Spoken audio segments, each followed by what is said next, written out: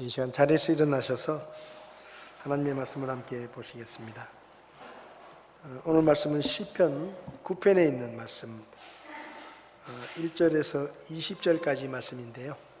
우리 한 목소리로 시편 9편 1절에서 20절까지 말씀을 함께 읽도록 하겠습니다. 같이 읽겠습니다.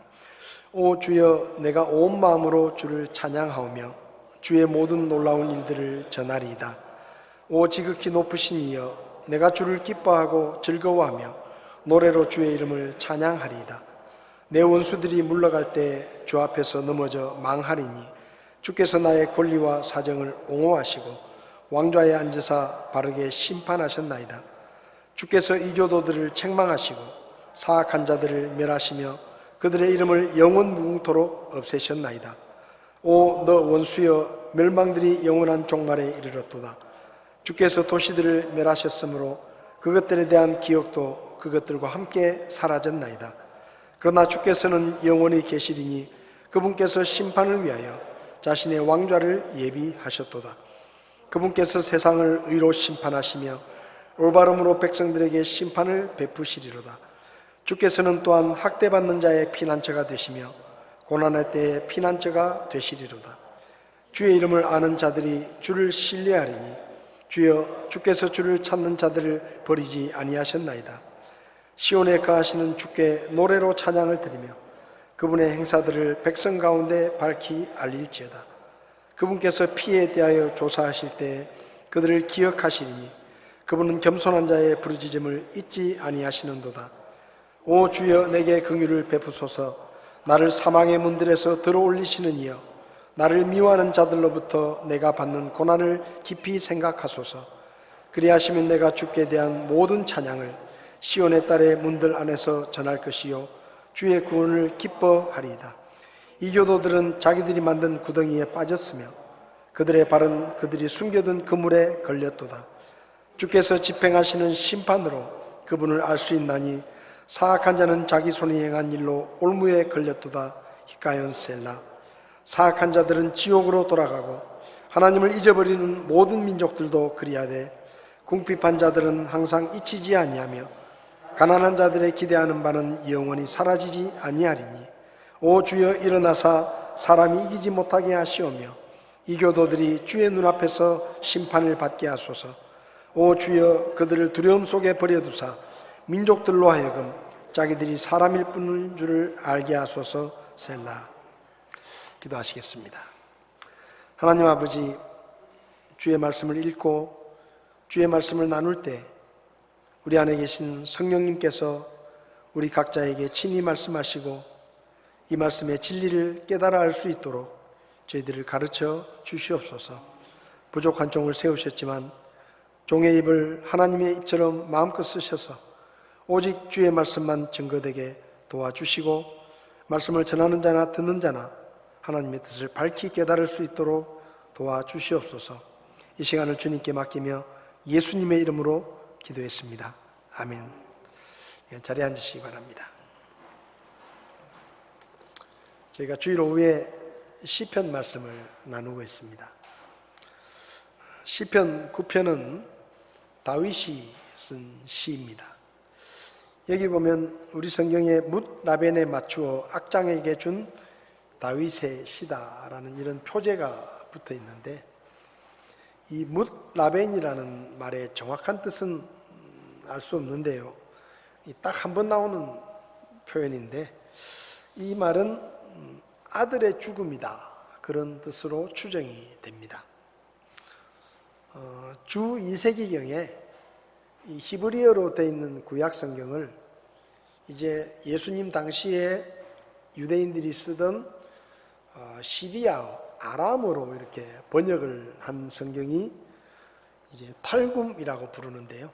그 성경을 보면 이 시편 9편의 표제어가 우리 성경에는 뭇 라벤에 맞추어 악장에게 준 다윗의 시다 이렇게 되어 있는데 2세기경에 번역된 그 탈굼 성경을 보면 시편 9편의 표제어가 진영들 사이에서 나온 사람의 죽음에 대하여 이렇게 되어 있습니다.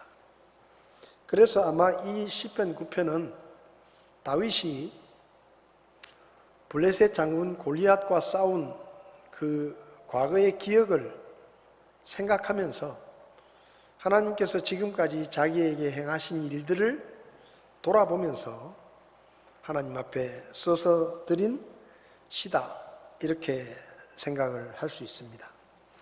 이 시편 9편은 원래는 시편 10편과 하나였을 것이라고 생각이 됩니다.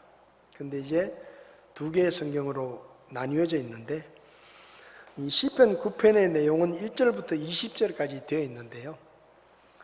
크게 두 부분으로 나눌 수 있는데, 이 두 부분이 내용이 아주 비슷해가지고 마치 겹쳐 놓으면 두 장이 한 장이 되는 것 같은 그런 모습을 하고 있는데, 앞부분을 보면 1절, 2절에 오 주여 내가 온 마음으로 주를 찬양하오며 주의 모든 놀라운 일들을 전하리이다.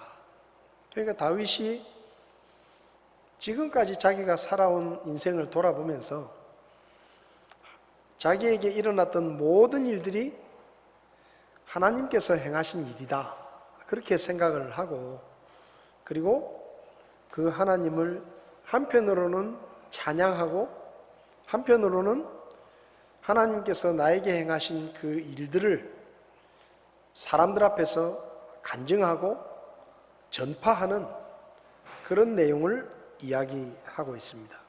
2절에도 보면 지극히 높으신 이여 내가 주를 기뻐하고 즐거워하며 노래로 주의 이름을 찬양하리이다. 그러니까 다윗이 이제 다윗의 생애를 보면 아주 파란만장하지 않습니까? 어린 시절에 팔형제의 막내로 태어나서 아버지에게도 대접을 받지 못하고, 사무엘이 이스라엘의 왕으로 기름 부음을 하려고 찾아왔을 때 아버지가 막내는 그냥 너는 해당 사항이 없으니까 그냥 양이나 치고 있어라. 그리고 아주 괄시를 하고 이 다윗을 끼워주지 않을 만큼, 다윗은 막내였는데도 아버지의 사랑을 그렇게 많이 못 받은 것 같아요.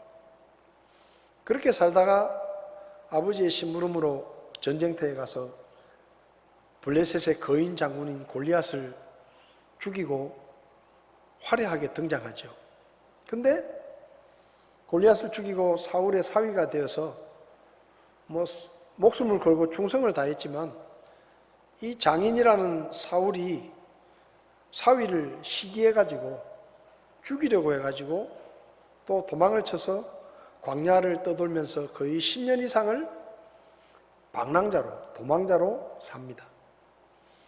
이리로 도망가면 죽이겠다고 군사들 데리고 또 쫓아오고, 저리 도망가면 또 쫓아오고, 그래서 몇 번이나 다윗이 사울을 죽일 수 있었는데 자비를 베풀고 살려주는데도 그 은혜를 모르고 계속해서 잡으러 오죠. 그렇게 도망자 생활을 합니다. 그러다가 이제 사울이 죽고 드디어 왕이 되죠. 근데 왕이 되어서도 믿었던 장남이 반란을 일으켜가지고 아버지를 죽이겠다고 칼을 들이대고, 또 왕궁에서 도망을 쳐가지고 반란한 아들을 피해서 또 도망자의 삶을 삽니다. 그리고 반란을 일으킨 아들이 결국은 비참하게 죽고 나서 다시 왕위에 복귀가 되죠. 하여튼 이런 여러 가지 일들을 생각해 보니까 참 그 어려움 가운데서 나를 지켜주시고 나를 도와주시고 하나님께서 나에게 베풀어 주신 은혜와 사랑을 생각하니까 참 하나님 앞에 내가 찬양하는 것이 마땅합니다. 그리고 이 일들에 대해서 내가 침묵하지 않고 사람들 앞에서 이 일들을 전파해서 하나님이 영광을 받으시도록 내가 그렇게 살겠습니다 하는 얘기를 지금 하는 것이죠. 그 다음에 이제 두 번째 부분을 보면 11절을 보면 시온에 거하시는 주의 노래로 찬양을 드리며 그분의 행사들을 백성 가운데 밝히 알릴지어다 라고 말하면서 마치 1절과 비슷한 내용이 반복이 됩니다. 찬양하고 하나님이 행하신 일들을 알리겠다라고 이야기하는 것이죠. 다윗은 하나님을 찬양할 뿐만 아니라 하나님이 지금까지 나에게 베풀어 주신 은혜를 기억하고 그것을 사람들 앞에서 간증하고 증거하는 그런 삶을 살겠다라고 노래하는 것입니다. 여러분, 솔직하게 우리도 생각해 보면 지금까지 하나님께서 우리에게 행하신 일들을 돌아보면 사실은 참 하나님 앞에 감사할 것밖에 없고 찬양할 것밖에 없습니다.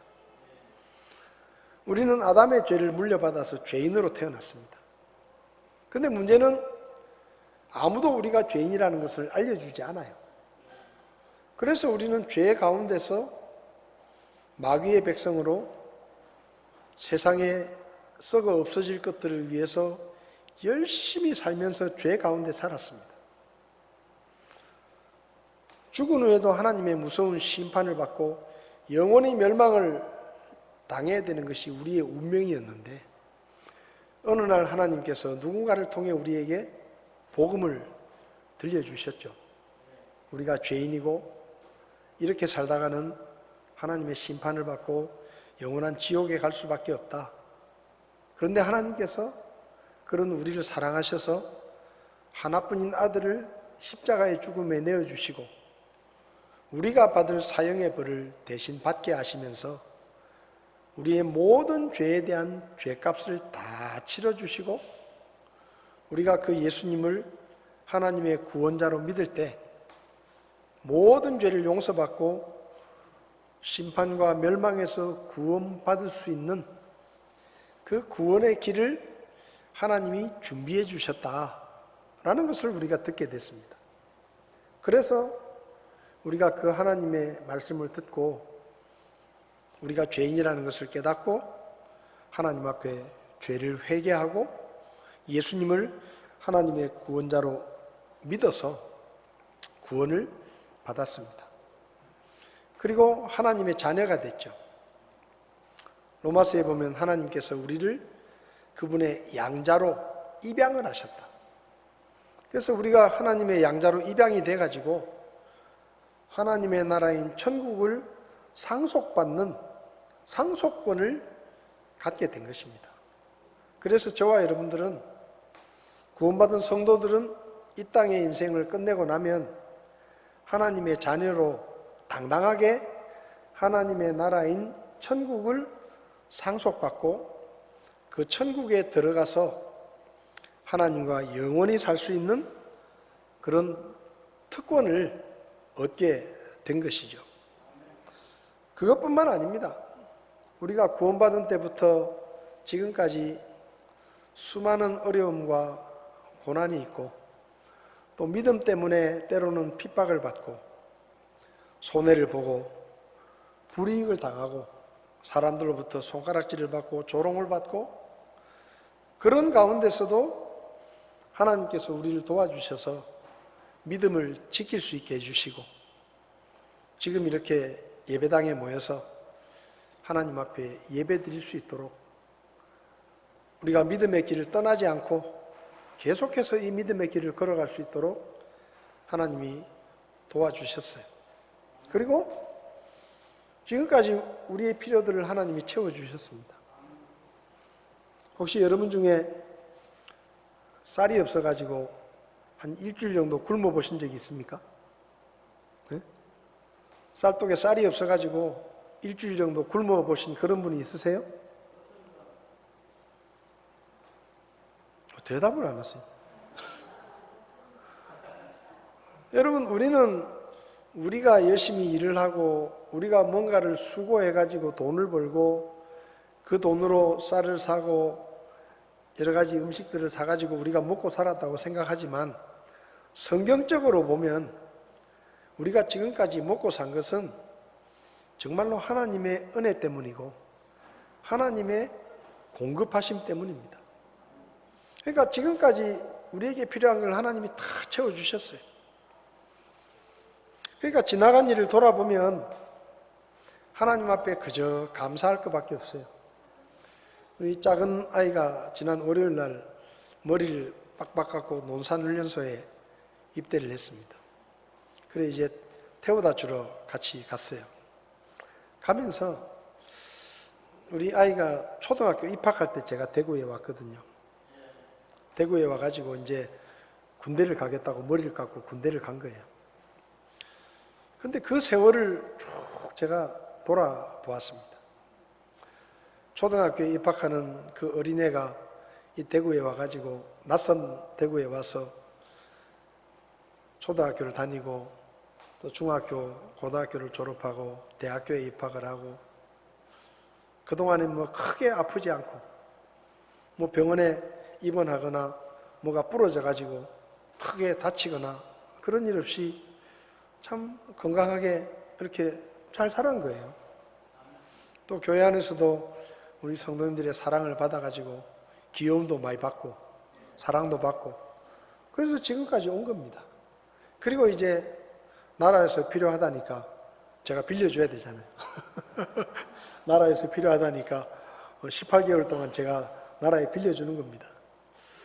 그래서 제가 우리 아이한테 그랬습니다. 육신의 아빠는 어차피 24시간 나하고 같이 못 있는다. 근데 이제 네가 군대 가면 아빠는 못 보지만 네 진짜 좋은 아버지이신 하나님이 24시간 졸지도 않고 주무시지도 않고 너를 지켜주실 거니까 걱정하지 마라. 아빠도 걱정 안 한다. 하나님께 맡기고 그렇게 기도할게. 그렇게 이야기를 하고 드려보냈습니다. 여러분 우리 인생을 돌아보면 모든 게 하나님의 은혜이고 모든 것이 하나님의 채우심입니다. 근데 이걸 다윗이 알은 거예요. 다윗이 가만히 생각을 해본 겁니다. 내가 어떻게 그 블레셋의 거인 장군 키가 거의 3m나 되는 그 거인하고 싸워가지고 내가 이길 수 있었을까? 10년이 넘도록 나를 죽이겠다고 쫓아다니는 그 왕의 사울 왕의 그 칼날 아래서 내가 어떻게 살아남을 수 있었을까? 또 내가 왕이 돼가지고 어떻게 이스라엘을 이끌었으며 아들이 반란을 일으켜가지고 나를 죽이겠다고 칼을 들이대는데 그 가운데서 어떻게 내가 살아남았을까? 이런 것들을 생각해 보니까 야 정말 이게 하나님 은혜구나 그런 생각을 하는 겁니다. 그러니까 찬양이 저절로 나오는 거예요. 저절로 나오는 겁니다. 시편을 보십시오. 다윗이 계속 찬양하잖아요. 하나님의 은혜를 생각하니까 찬양할 수밖에 없는 겁니다. 그래서 한 복음성가 가수는 이런 가사를 썼죠. 하나님 한 번도 나를 실망시킨 적 없으시고 언제나 공평과 은혜로 나를 지키셨네. 오 신실하신 주, 오 신실하신 주. 내 너를 떠나지도 않으리라. 내 너를 버리지도 않으리라. 약속하셨던 주님, 그 약속을 지키사 이후로도 영원토록 나를 지키시리라 확신하네. 지나온 모든 세월들 돌아보아도 그 어느 것 하나 주의 손길 안 미친 것 전혀 없네. 오 신실하신 주, 오 신실하신 주. 내 너를 떠나지도 않으리라. 내 너를 버리지도 않으리라. 약속하셨던 주님, 그 약속을 지키사 이후로도 영원토록 나를 지키시리라 확신하네. 여러분 우리가 지금까지 살아온 우리의 인생을 돌아보면 찬양할 수밖에 없고 또 다윗이 말한 것처럼 하나님이 우리에게 행하신 일들을 간증할 수밖에 없는 거예요. 저는 솔직히 좀 요즘 이 마음이 불편한 마음이 좀 있습니다. 그게 뭔가 하면 옛날에는 우리 교회 예배 시간에 성도들의 특별 찬양과 간증이 거의 끊이지 않았어요. 예배 시간마다 하나님의 은혜를 감사하면서 가족이 나와서 혹은 개인이 나와서 하나님 앞에 특별한 찬양으로 찬양을 드렸습니다. 그리고 옛날에는 간증도 많이 했습니다. 하나님께서 우리에게 베푸신 은혜들을 예배 시간에 나와서 다른 사람들에게 이야기하면서 하나님의 은혜를 나누고 또 하나님께 영광을 돌리고 그렇게 했거든요. 그런데 어느 순간부터 특별 찬송이 사라지고 성도들의 간증이 예배 시간에 없어졌어요. 분명히 하나님께서 우리를 위해서 지금도 은혜를 베푸시고 지금도 하나님께서 우리를 위해서 무언가를 하고 계시는데, 근데 우리는 옛날에는 그것을 생각하면서 찬송하고 감사하고 기뻐하고 간증하고 그렇게 했는데, 지금은 하나님이 은혜를 베풀어도 가만히 있고 하나님께 은혜를 받고도 침묵하고 있고 아무 말도 안 하는 거예요. 그래서 예배 시간에 특별 찬송이나 간증이 다 사라져 버렸어요. 왜 이렇게 됐습니까? 지금은 하나님이 인색하십니까? 지금은 하나님이 그냥 놀고 계십니까? 우리를 위해서 아무것도 안 하고 그냥 바쁘게 지내십니까? 그거 아니잖아요.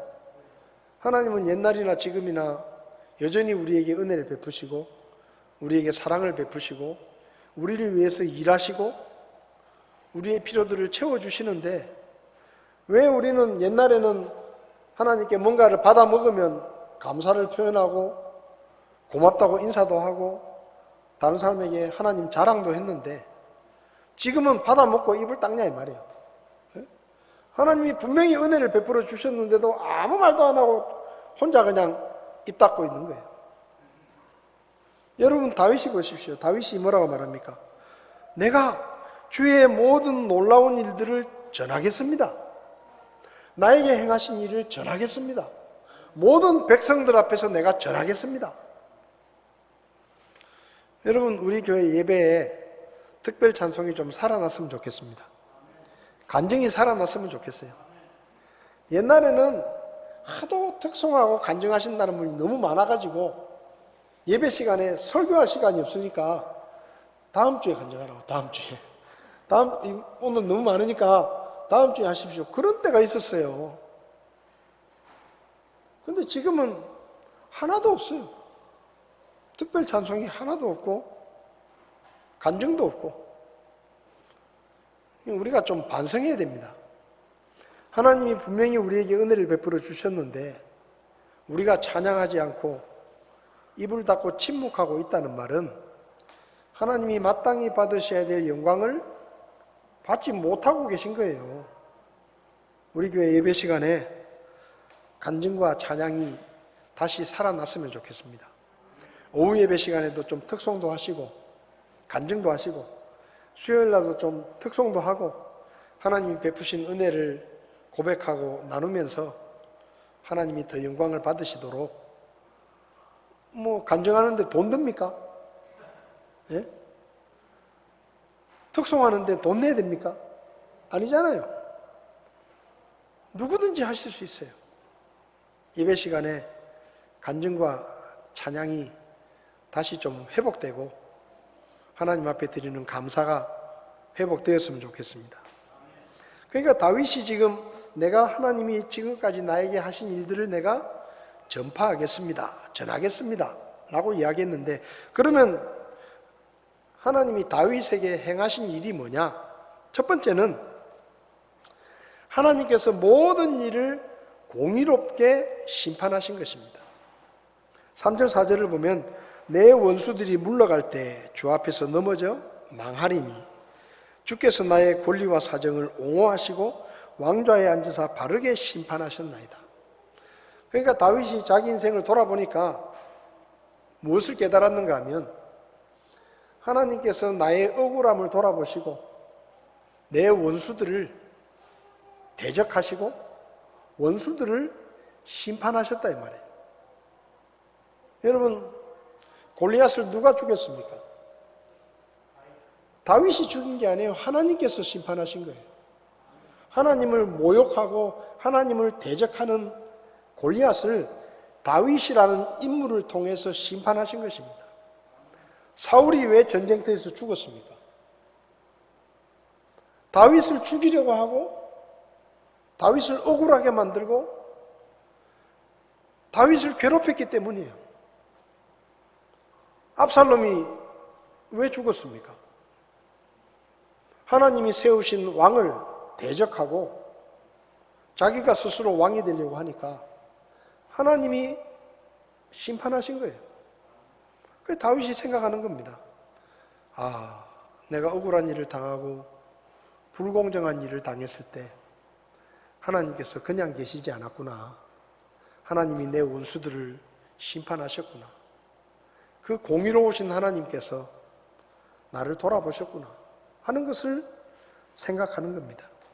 5절과 6절을 보면 주께서 이교도들을 책망하시고 사악한 자들을 멸하시며 그들의 이름을 영원 무궁토록 없애셨나이다. 오 너 원수여 멸망들이 영원한 종말에 이르렀도다. 주께서 도시들을 멸하셨으므로 그것들에 대한 기억도 그것들과 함께 사라졌나이다. 여러분, 다윗이 가만히 생각을 해보는 거예요. 원래 지금 이 약속의 땅에는 가나안 민족들이 살고 있었고 이방 민족들이 살고 있었는데 하나님께서 그들을 쫓아내시고 그들을 심판하시고 이 땅을 우리 조상들에게 주시고 또 나에게 주시고, 그리고 가나안 땅에 있었던 여리고와 아이와 그 수많은 성읍들이 하나님의 심판을 받고 흔적도 없이 사라져버린 그런 모습들을 다윗이 생각하는 겁니다. 여러분, 하나님께서 여리고를 멸망시킬 때 뭐라 그러셨습니까? 여리고 성을 다시 세우는 자가 있으면 하나님께서 심판하시겠다 그랬어요. 그 아들을 죽이겠다고 하셨습니다. 그러니까 여리고 성이 이스라엘 백성들이 가나안 땅에 들어오기 전까지는 아주 이름난 유명한 성읍이었지만 하나님께서 그들을 심판하시고 흔적도 없이 지워버리신 거예요. 그걸 생각하니까 아, 공의로우신 하나님께서 나를 위해서, 내 조상들을 위해서 우리의 대적들을 없애셨구나. 15절부터 17절도 똑같은 얘기예요. 이교도들이 자기들이 만든 구덩이에 빠졌고 그들의 발은 그들이 숨겨둔 그물에 걸렸다. 그러니까 하나님을 알지 못하는 이방 민족들을 하나님께서 심판하시고 이 땅을 우리에게 주시고 우리가 이곳에 살도록 도와주셨구나 생각하는 겁니다. 사악한 자들을 멸망시키시는 그 공의로우신 하나님을 찬양하는 것입니다. 여러분, 역사를 보십시오. 역사를 보면 한때 천하를 호령했던 대제국들이 있습니다. 예를 들면 아시리아, 바빌론, 페르시아, 그리스, 로마 같은 이런 어마어마한 나라들이 있었어요. 그런데 그런 나라들이요, 하나님께서 세우시면 세워지고 하나님께서 흥하게 하시면 흥하고 하나님께서 망하게 하시면 망합니다. 여러분, 성경을 보면 기가 막히는 게 뭔지 아세요? 아시리아, 바빌론, 페르시아, 그리스, 로마, 이 나라들의 순서를 하나님이 정하셨습니다. 이 나라들의 순서를 하나님이 정하셨어요. 그리고 이 나라들이 처음에는 별 볼 일 없는 하나의 도시국가인 이런 나라들을 하나님이 키워가지고 대제국으로 만드시고 그 다음에 하나님이 쓸모가 있을 때는 흥하게 하시고 더 이상 쓸모가 없어지면 하루아침에 망하게 하셨습니다. 그러니까 이게요, 사람들이 예를 들면 페르시아나 바빌론이나 이런 나라들은 그런 나라들이 망할 것이라고 아무도 상상도 하지 못했는데 때가 되니까 하나님께서 그런 나라들을 망하게 하시는 거예요. 지금은 이런 나라들이 역사책에밖에 안 나옵니다. 유럽에 가보면요, 지금 남아있는 거는 전부 폐허밖에 없어요. 폐허. 페르시아 시대 때, 바빌론 때, 로마 시대 때 있었던 그런 어마어마한 도시들이 지금은요, 사람도 안 살고 폐허가 돼가지고 사람들이 그냥 구경하러 갑니다. 구경하러. 오늘 말씀에 그랬잖아요. 도시들을 멸하시고 그것들에 대한 기억도 지워버리신다. 하나님이 이렇게 하셨다. 공의로우신 하나님께서 악한 자들을 심판하시고 내 원수들을 멸하셨다. 그 다음에 다윗은 말합니다. 9절을 보면 주께서는 학대받는 자의 피난처가 되시며 고난의 때의 피난처가 되시리로다. 하나님이 악한 자들에게는 심판으로 심판하시지만 약한 자들, 하나님을 믿고 의지하는 그분의 백성들은 돌아보시고 억울함을 풀어주시고 그들을 선대하시는 하나님의 선하심을 본 겁니다. 하나님께서 돌봐주신 거예요. 18절에도 궁핍한 자들은 잊지 아니하시고 가난한 자들의 소망이 사라지지 않는다. 그러니까 하나님은 악한 자들에게는 한없이 무섭고 심판하시는 분이시지만 하나님을 믿고 의지하는 자들에게는 한없이 은혜로우시고 한없이 자비하신 분이에요. 그걸 지금 다윗이 기억하는 겁니다. 그리고 10절을 보면 주의 이름을 아는 자들이 주를 신뢰하는데 주님은 주를 찾는 자들을 버리지 않으시는, 끝까지 돌보시는, 다윗이 이걸 생각한 거예요. 자기 인생을 돌아보니까 악한 자들은 하나님이 무섭게 심판하셨지만 하나님을 믿고 신뢰하면서 억울한 일을 당하고 핍박받고 도망자의 삶을 살고 그랬던 자기는 결국 하나님이 돌아보시고 약속대로 왕위에 앉히시는 것을 생각한 겁니다. 여러분, 우리의 지난 날을 돌아보십시오. 하나님께서 우리를 돌아보시고 우리를 도와주시고 우리가 어려움을 당할 때 홀로 버려두지 아니하시고 찾아오셔서 붙잡아 주시고 건져 주시고 우리를 도와주셨어요. 시편 37편을 보면 다윗이 쓴 시인데요. 25절부터 보면 내가 젊은 시절을 보내고 이제는 늙었다. 근데 지금까지 의로운 자가 버려지거나 그의 씨가 빵을 구걸하는 것을 보지 못했다. 다윗이 어릴 때부터 지금까지 살면서 내가 보니까 하나님을 믿고 의지하는 자들이 버림을 당하거나 그 자식들이 구걸하면서 사는 그런 모습을 내가 본 적이 없다. 왜? 하나님께서 돌아보시기 때문에. 여러분, 우리가 믿고 섬기는 하나님은 공의롭고 정의롭고 모든 것을 올바로 심판하시는 하나님이십니다. 우리의 억울함, 우리가 믿음 때문에 당하는 어려움들, 손해들, 우리가 주님을 위해서 바친 수고와 헌신, 하나님은 절대로 잊지 않으십니다. 그리고 때가 되면 하나님께서 우리의 억울함을 풀어주시고 우리를 돌아보시고 우리를 건져주시고 우리를 구원해 주시는 것입니다. 그래서 하나님은 우리의 피난처가 되시고 우리의 구원이 되시는 거예요. 그 하나님을 다윗은 찬양하겠다. 그리고 간증하겠다. 이렇게 말합니다. 여러분들은 어떻게 하시겠습니까? 하나님이 수많은 은혜를 많이 베푸셨는데 저는 찬양하지 않겠습니다. 저에게 하나님이 놀라운 은혜를 베푸시고 위대한 일들을 행하셨지만 저는 아무 소리 안 하고 침묵하면서 살겠습니다.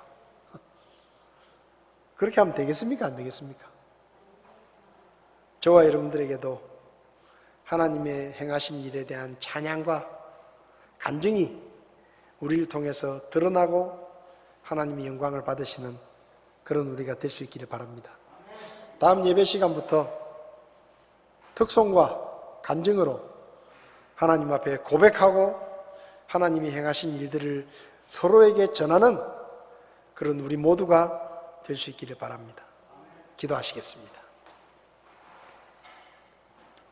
하나님 아버지, 아무것도 아닌 우리를 구원해 주시고 하나님의 자녀로 삼아 주시고 지금까지 우리의 필요들을 채워 주시고 일마다 때마다 우리에게 간섭하셔서 우리를 도와주시고 어려움에서 건져주시고 필요들을 채워주시고 원수들로부터 지켜주신 하나님의 은혜를 감사합니다.